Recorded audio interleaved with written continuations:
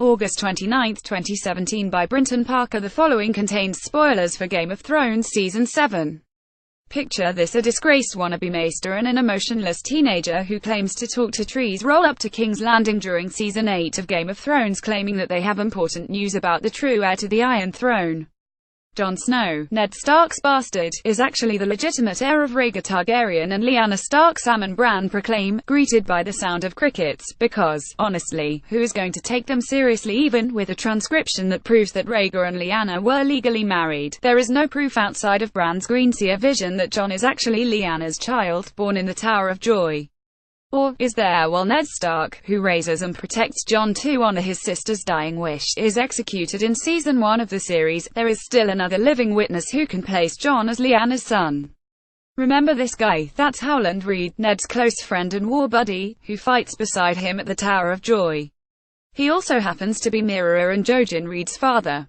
During Bran's flashback to the Tower of Joy with the old fried raven, we see Howland save a young Ned's life by stabbing the legendary Sir Arthur Dayne in the back. This moment is jarring, because Bran was raised on stories of his father's heroic triumph over the night, but it turns out that Dayne was actually killed by somebody else, and with a cheap shot at that.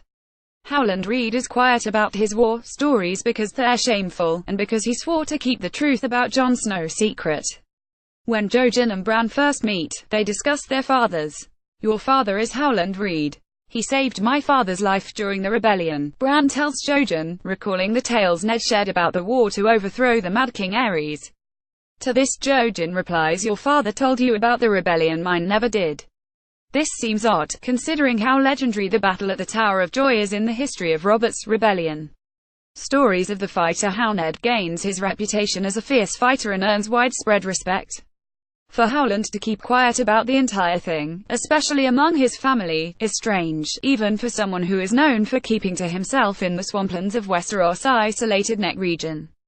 But considering the fact that Howland is with Ned when he discovers a newly postpartum Lyanna and agrees to protect her newborn son, it all clicks into place.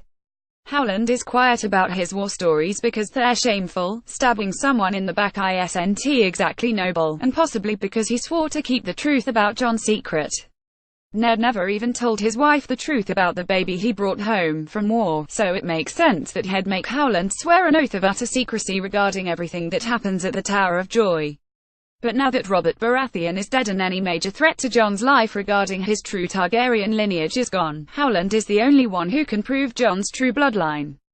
People in Westeros might not take the word of a failed maester or a crippled teenager seriously, but they're far more likely to respect the word of a war hero, especially one whom Ned considered a close friend. If Howland were to vouch that Jon is actually the son of Lyanna Stark, his word paired with the paperwork about Rhaegar and Lyanna's marriage would be proof of Jon's legitimate claim to the Iron Throne. But the question is, will Howland break his promise to Ned and reveal Jon's true origins? And even if he does come forward in Season 8, will Jon even want the throne? Guess we will have to wait and see. You have theories, so don't miss a moment with Game of Thrones updates by signing up. I agree to the terms and to receive emails from Pop Sugar. You're all signed up. Check out other Pop Sugar newsletters. Page 2.